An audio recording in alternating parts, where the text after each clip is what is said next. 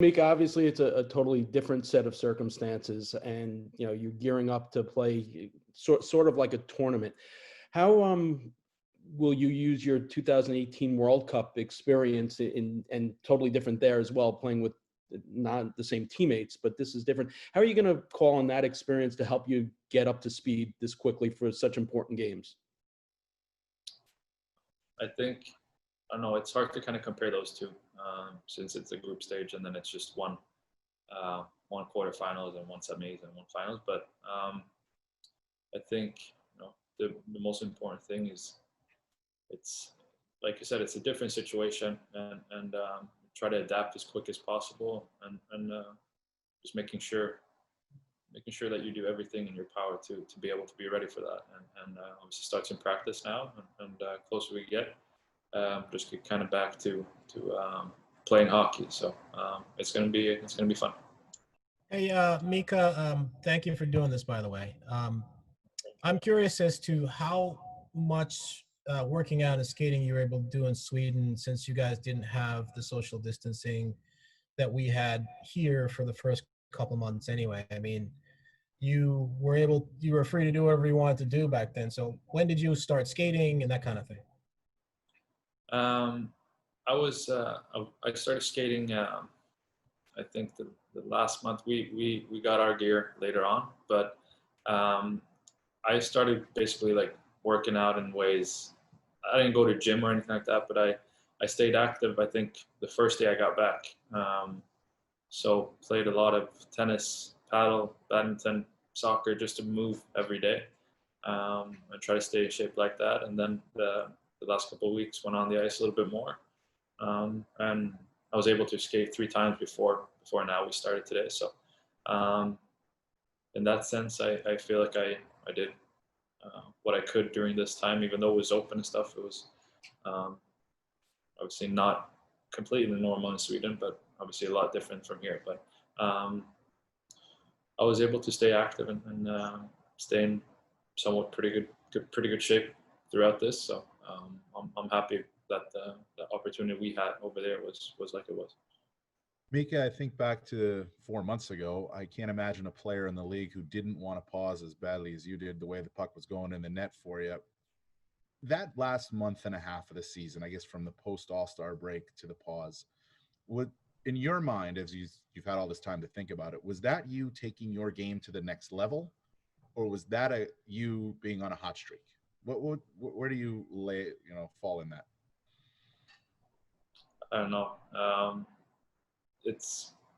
I wanted to say the whole season, really. I felt like I took another step right from day one. So obviously that's more highlighted of my season, the last little bit there. And obviously I felt like everything went in, but I felt like took a lot of steps last season, or this season before pause, obviously, and throughout the whole thing, and then the injury there in between. But I thought, I'm hoping it's an improvement. I don't know if I'm going to be able to score that rate all the time through a full 82 game season, but I'm hoping that was proving mostly to myself that I'm able to take the next step and able to help the team that way. So obviously that's what I'm hoping for, and that's what I'm working towards. Hey Mika, thanks for doing this, man. I'm just curious if you could describe a little bit the vibes around the team. Like, you guys haven't seen each other for 4 months. I'm sure you kept in contact through texting or whatever, but what's it like for everybody to be back together right now?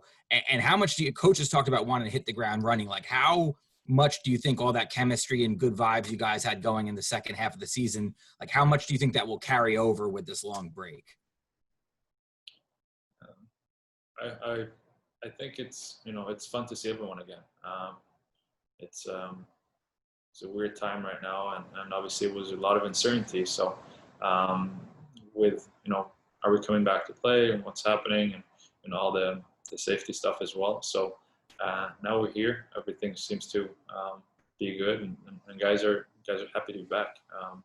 Guys are excited for this opportunity that we have right now, and there's a lot of laughter. There's a lot of fun in that locker room. So I'm hoping we will continue where we left off.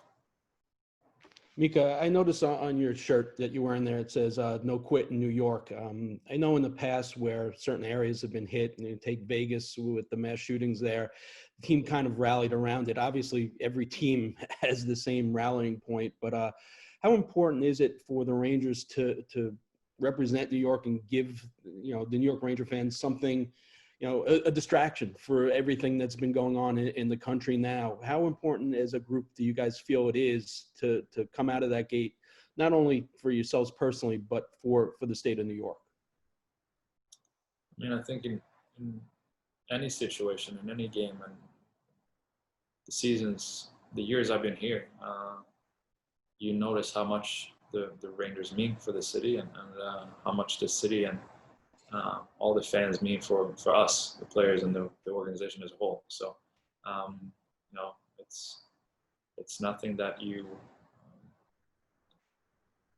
think about as much that way, but at the same time, you have that in the back of your mind, and it's you're proud to be a part of the Rangers, and to be able to be in a city like New York and everything that's been going on. I think that's something you strive every day to be the best you can be, and representing the organization for the Rangers and the city of New York. So it's definitely an honor.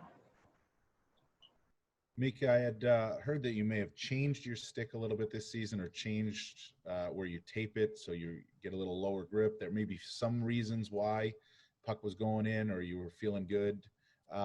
But why? Why, in your mind? You've had so much time to think about it. Why do you think you were able to score at the rate you were scoring at, that you were able to play, take your game to that next level? Not just, in that little stretch, but this season in general too. Well, I think that, again, I keep going back to that, the preparation and I feel good physically, and that kind of puts away a lot of thought of, especially with the minutes I'm playing and the role I have. It gives me more confidence, and more confidence I have, the better I can play, the more minutes I get, and more opportunity I get to be able to help the team, both defensively but offensively, obviously. And I don't know. I don't worry about it that much, or I'm not, asking myself all these questions of why did I score so much at the rate I did at the end, or whatnot. I'm just trying to play. I'm just trying to develop, and each and every year, each and every day. So for me, it was, I felt obviously more confident, and the puck went in, and maybe I shot a little bit more. I don't know. I was remember that I have 4 other guys on the ice that are helping me. I didn't do it by myself, so I get put in pretty good situations and pretty good spots on the ice, and teammates obviously unbelievable job to get me that puck in that situation, and I was able to score. So I don't know. It's I'm not trying to think about it that much. Again, you guys can analyze why I scored and where I scored from and whatnot, but I'm just trying to play hockey. Yes, Mika, I'm just curious with the way you guys came together toward the end of the season there. JD said you guys were really coming together as a team. And I'm wondering what your thought is now going into this play-in series and potentially beyond the play-in series, in terms of, what do you think the possibilities are for your team? I mean, like, you were a rebuilding team, but you have an opportunity to get in now. What is the mindset going forward?